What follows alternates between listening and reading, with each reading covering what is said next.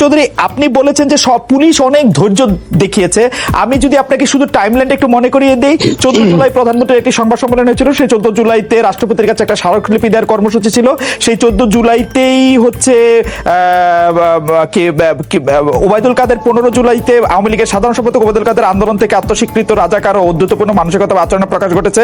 এর জবাব দেওয়ার জন্য ছাত্রলীগ প্রস্তুত বলেন। বিকেলে ঢাকা বিশ্ববিদ্যালয়ে ছাত্রলীগ আন্দোলনকারীদেরকে পেটায়। এই হেলমেট এবং লাঠি হাতে নিয়ে প্রকাশ্যে অনেক মিডিয়া সেখানে ছিল। আপনি দেখেছেন কিনা জানি না, আমার ধারণা আপনি দেখেছেন।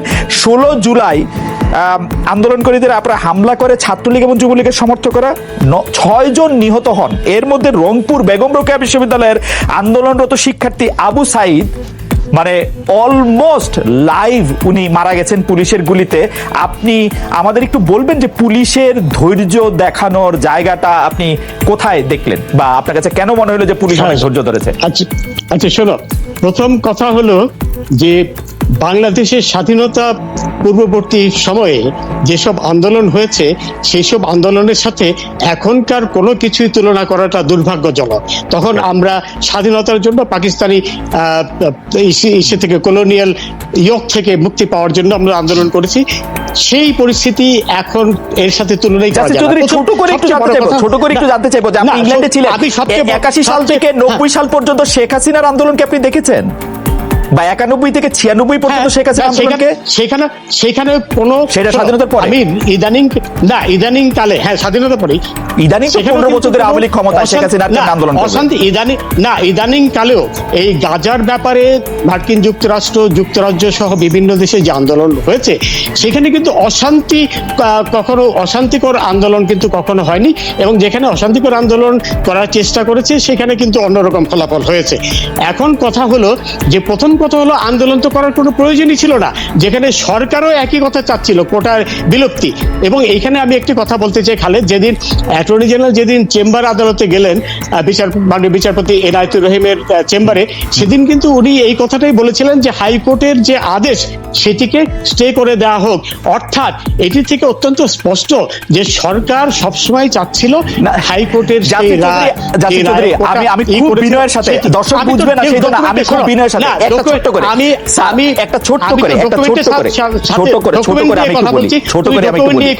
আমি ডকুমেন্ট নিয়ে কথা বলছি, আপনি ছোট করে আমি একটু বলি। অ্যাটর্নি জেনারেল কথা বলছো না তুমি, আমি এইবার আপনি আমার পরীক্ষা নেন ডকুমেন্ট নিয়ে বলছি কিনা।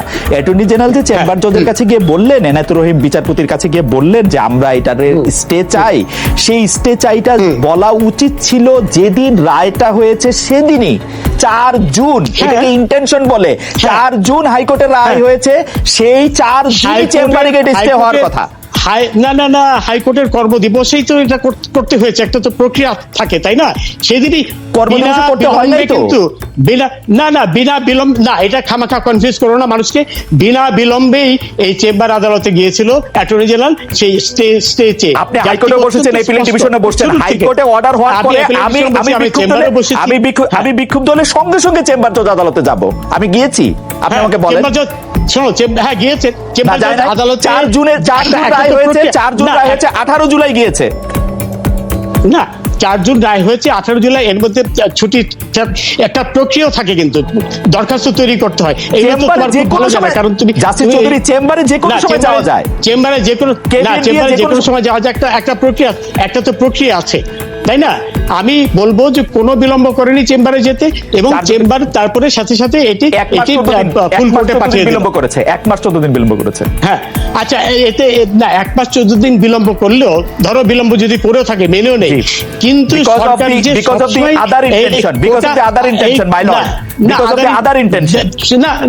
না শোনো, যদি আদার ইন্টেনশন থাকলে তো অ্যাপিলই করতো না। আপিল করে প্রমাণ করেছে যে তারা না, তখন চাপ মোটেও সৃষ্টি হয়নি, চাপ অনেক পরে সৃষ্টি হয়েছে।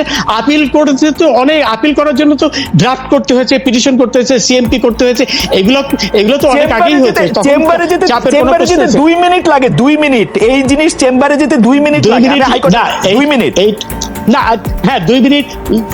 তারা যেটা করেছে এখানে কোনো বিলম্ব করেছে, আমি আপনি দুজনেই দেখেছি, হাইকোর্টে অর্ডারের পরে 2 মিনিটের মাথায় চেম্বারে যেতে আমি আপনি দুজনেই দেখেছি। হ্যাঁ, কিন্তু এই যে সিএমপিটা করেছে, সিএমপির ভাষাটা কি? সিএমপির ভাষা আপনি চেম্বারে স্টপ করতেন, চেম্বারে স্টপ করতেন, হাইকোর্টে না, চেম্বার স্টপ করার চেম্বার তো স্টপ করার চেষ্টা করেছে, কিন্তু 18 জুলাই। চেম্বার তো এটা করেনি।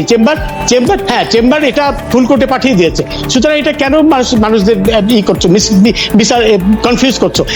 চেম্বার শুনেছে, এটা শোনার পরে ফুল কোর্টে পাঠিয়ে দিয়েছে, যেটা ফুল কোর্টে চলে গেছে। সুতরাং এবং সিএমপি যখন করলো, সিএমপির ভাষাটা তো তাই যে হাইকোর্টের রায়কে অবৈধ ঘোষণা করা হোক। সরকার আইন আদালতকে কিভাবে ব্যবহার করেছে এই প্রসঙ্গে আমি আপনার কাছে পরে আসব।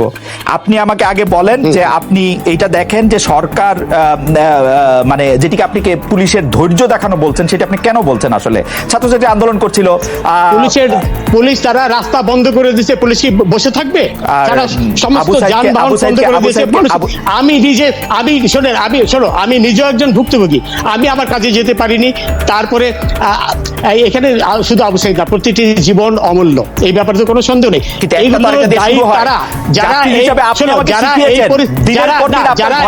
আপনি শিখিয়েছেন দেখতে হবে রুট কজ, দেখতে হবে রুট কজ। আমি বলছি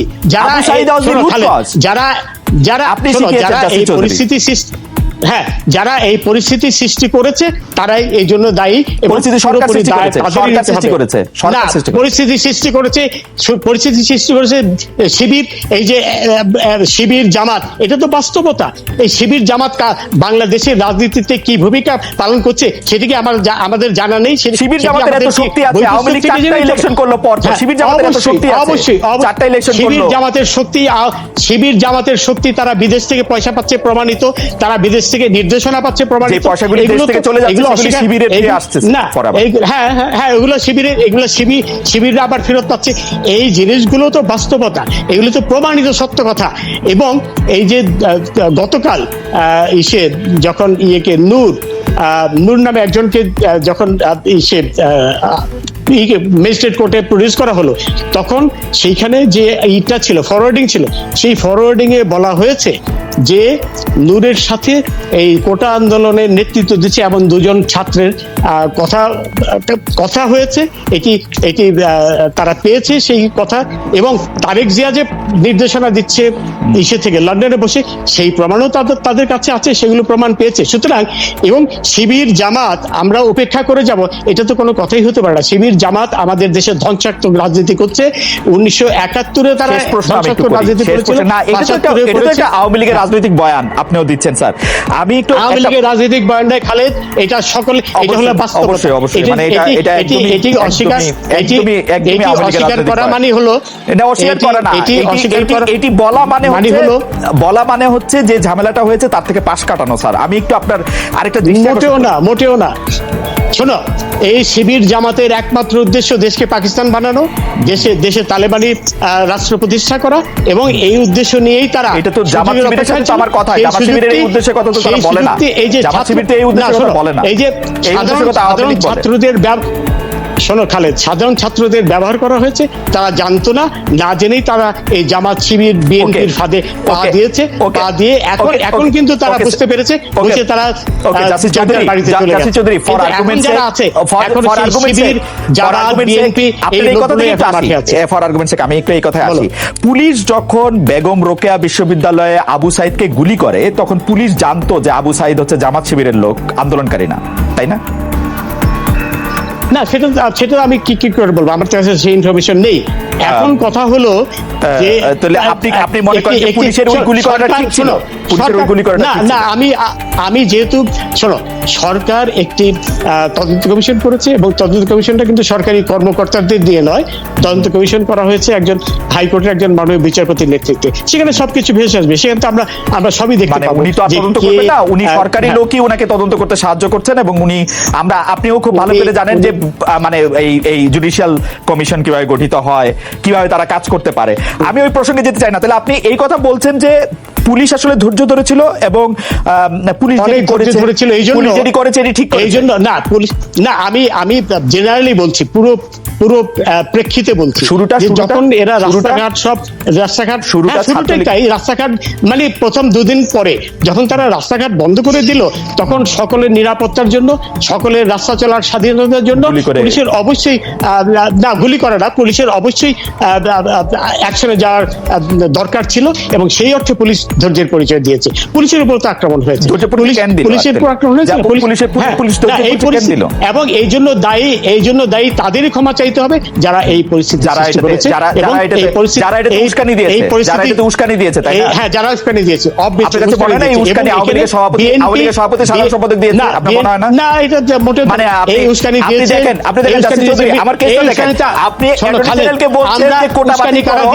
কোটা বাতিল করো, অ্যাটর্নি জেনারেলকে বলছেন, আর মুখে বলছেন রাজাকারের বাচ্চা, আপনি মুখে বলছেন রাজাকারের নাতিপুতি, আপনি মুখে বলছেন কোটা, যারা নিজেরাই বলে তুমি কে আমি কে, রাজাকার তারা তো নিজেরাই বলছে আমরা রাজাকার। হ্যাঁ, কারণ প্রধানমন্ত্রী বলেছেন, প্রধানমন্ত্রী তুমি কি আমি কে, তারপরে আরো আরো বলেছে যে ইসে বাংলাদেশের মাটি রাজাকারের ঘাঁটি, এই কথাগুলো যারা বলেছে তারা সশিক্ষিত। হ্যাঁ, বলেছেন, এইটা একটা স্লোগান ছিল। এবং সবচেয়ে আরেকটা বড় কথা হলো যে এইখানে এই কোটার সাথে ভারতের সম্পর্কটা কি, তারা ভারতের বিরুদ্ধে স্লোগান দিয়েছে। সবকিছু মিলে এটি অত্যন্ত পরিষ্কার যে এটি মোটেও কোটার বিষয় কোনো বিষয় ছিল না। কোটার যে সাধারণ ছাত্ররা তারা এদের ফাঁদে পা দিয়েছিল তা না বুঝে, এবং যখন দেখলো আপিল বিভাগের রায়ের পরে তারা কিন্তু সবাই যার এখন বুঝতে পেরেছে যে ব্যবহার করেছে বিএনপি, জামাত, শিবির, এইসব লোকেরা। হ্যাঁ, বিচারপতি চৌধুরী, আমার একটু বোঝার জন্য যে তাইলে দেখা যাচ্ছে যে সরকার প্রথম থেকেই কোটা বাতিলের পক্ষেই ছিল, মানে এবং আন্দোলনকারীরা যা চেয়েছিল তাই চেয়েছে, প্রমাণিত, এটা প্রমাণিত এবং ডকুমেন্টেড। তারপর তাই বলছে ওবায়দুল কাদের, আওয়ামী লীগের সাধারণ সম্পাদক, আওয়ামী লীগের সভাপতি, প্রধানমন্ত্রী শেখ হাসিনা এবং আইনমন্ত্রী যা কিছু বলেছিলেন, তাদের বক্তব্য না, খালেদ শোনো, তারা কিন্তু কেউ বলেনি যে কোটার পক্ষে। সবচেয়ে বড় কথা, অ্যাপিলেট ডিভিশনে কি ডকুমেন্ট গেল সেটাই তো আমরা দেখবো, এবং তারা কিন্তু ওবায়দুল কাদের সাহেব বলেনি। আপনি কিন্তু একটা ছোট জিনিস ওভারলুক করছেন মাই লর্ড। আপনি কি দেখছেন যে অ্যাপিলেট ডিভিশনের কাছে যে কাগজটা গেছে, সেই কাগজটা গেছে আন্দোলনের ৪র্থ দিনের মাথায়, অন্তত ২৫ জন মানুষ মারা যাওয়ার পরে অ্যাপিলেট ডিভিশন সেই কাগজ তৈরি করা হয়েছে। না, শোনো, আপনাকে ডেটটা বলেন, আমি মিলাই দেখি। আপনি ডেটটা বলেন। প্রথম দিনে এই ঘটনা ঘটার আগেই মার্কিন যুক্তরাষ্ট্রের ম্যাথিউ মিলার বলে ফেলল যে 2 জন লোক মারা গেছে, যেটি একেবারে নেহায়েত একটা মিথ্যাচার জনিত সন্ত্রাসী ছিল। আপনি আমাকে একটু টাইমলাইনটা বলবেন, সরকার কবে এই কেবিনেটটা তৈরি করছিল অ্যাপিলেট ডিভিশনে দেওয়ার জন্য, যে আমরা কোটা চাই না? এই ক্যাবিনেট তৈরি করেছে সেই হাইকোর্টের রায় হওয়ার সাথে সাথে। এই মুহূর্তে আমাকে দেখতে হবে। হ্যাঁ, সাথে হাইকোর্টের রায় হওয়ার সাথেই তারা ক্যাবিনেট দিয়েছিল। হ্যাঁ, এই প্রথম দিন, এবং সেদিনই কিন্তু অ্যাটর্নি জেনারেল বলেছে, আমি বিলেতে প্র্যাকটিস করেছি। আমি বলবো না, আমার অভিজ্ঞতার আলোকে বলবো যে রায়টি আপিল বিভাগে দিয়েছি একটি অনন্য সাধারণ রায়, একটি বিশ্বমানের রায়। এবং সেখানে আরেকটি কথা আমি শুধু ছোট করে জানাই, এরকম পলিসি ডিসিশন যদি আমরা কোর্ট থেকে পাই, সভরেন হোক আর না হোক, আমাদের পার্লামেন্টের কাছ থেকে দিস পলিসি ডিসিশন না, পলিসি 104 যে সিদ্ধান্ত নিতে পারে, পলিসি বানিয়ে দিতে বলছে। হ্যাঁ, কমপ্লিট জাস্টিস। এবং সেখানে 104 ব্যাপারে আমাদের পৃথিবীর অন্যতম শ্রেষ্ঠ সংবিধান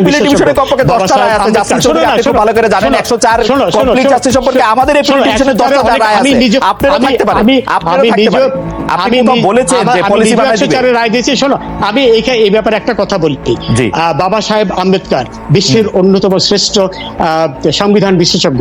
উনি যখন ভারতীয় সংবিধানের জনক কিন্তু, এবং অনন্য সাধারণ একজন ব্যক্তিত্ব উনি বলেছিলেন যে এই ধরনের ক্ষমতা মানে সর্বোচ্চ আদালতে থাকা উচিত এমন পরিস্থিতি মোকাবেলা করার জন্য যখন এই ধরনের পরিস্থিতি উদ্ভব হয়। এবং এই পরিস্থিতি উদ্ভব হয়েছে বলে 104 ইনভোক করতে হয়েছে আপিল বিভাগকে। আমি নিজেও করেছি, এবং এই ব্যাপারে কিন্তু অনেক রায় রয়েছে। 104 সুপ্রিম কোর্ট আইনের আপনার শিখানো বিদ্যা দিয়ে একটু প্রশ্ন করি, কারণ অনেকদিনই তো আপনার আশেপাশে ছিলাম আমি। বাংলাদেশের আপিল আদালতগুলি অরিজিনাল জুরিসডিকশন নাই, তারা আপিল শোনে, হাইকোর্টও আপিলও তারা আপিল করে। এখন আপিলের অরিজিনাল জুরিসডিকশন হলো হাইকোর্টের। হ্যাঁ, 102 রিট ছাড়া তো আর নাই তো না।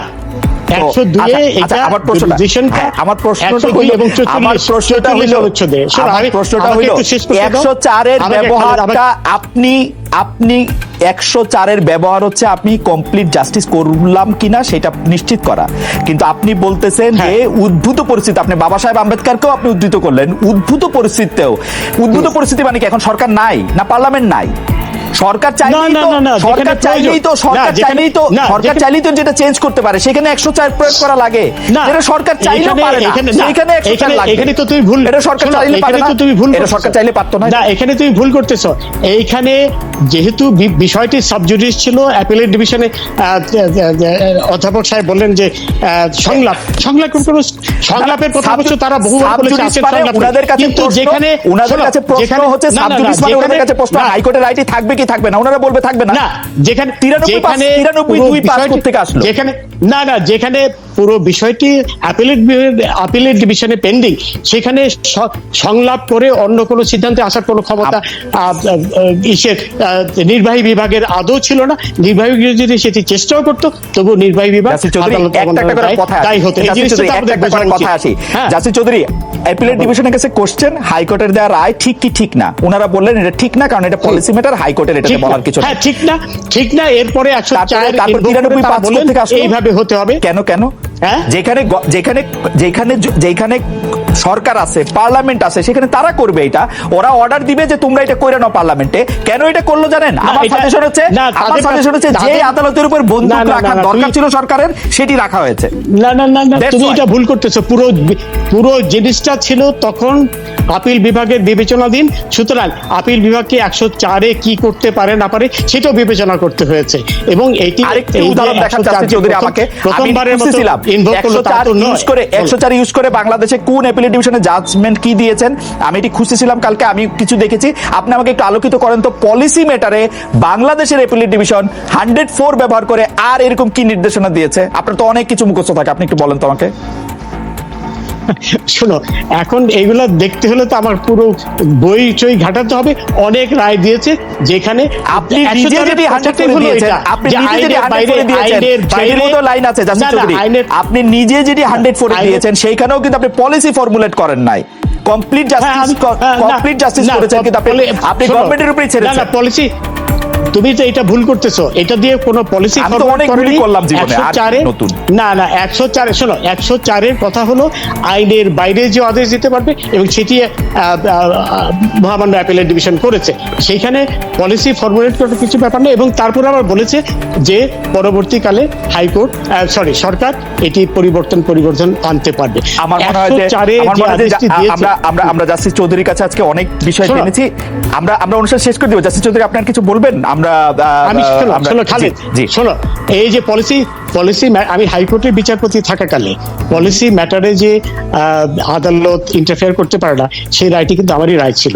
এবং আমার মনে হয় সে আমারই প্রথম রায়, কারণ একদিন আমার এইটুকুন মনে আছে, ব্যারিস্টার তাপস সাউথের যে মেয়র, উনি একদিন এসেছিলেন যে মাই লর্ড আপনারই রায় এটা, সুতরাং you have to follow it. তো আমি হ্যাঁ বললাম, অবশ্যই আমি রায় দিয়েছি, ফলো করেছি। কিন্তু এটা এখন হাইকোর্ট বিভাগের তো আর 104-এর কোনো ক্ষমতা নেই, সেই ক্ষমতাটা এক্সক্লুসিভলি আমার কাছে মনে হয় জাসির চৌধুরী, আমি আবার আপনার সাথে পরে যোগাযোগ করব, নিশ্চয়ই আপনার সঙ্গে আমার কথা হবে, অন্যান্য সময়ের মতো আরো অনেক কিছু শিখতে পারবো। 104 ব্যবহার করে প্রথম পলিসি দেখানো রায় কিনা, সেইটি আমার একটু বিবাদ। অন্য কোনো উদাহরণ থাকলে আপনি আমাকে একটু বলেন। শোনো, এইটি মোটেও পলিসি ডিসিশনে ইন্টারফেয়ার করেনি। 104-এর সংবিধান পলিসি করে দিয়েছে স্যার, আপনি দেখতে পাচ্ছেন না? পলিসি করে দিয়েছে যে না, সেটাই তো বলছি। 104-এ শোনো, সংবিধান পলিসি করা এক কথা না, কমপ্লিট জাস্টিস মানে আইনের বাইরে পুরো পূর্ণাঙ্গ ন্যায় বিচারের জন্য আইনের বাইরে যাইতে হবে। আমাদের অবস্থা এখন এরকম হয় না, we are not living in a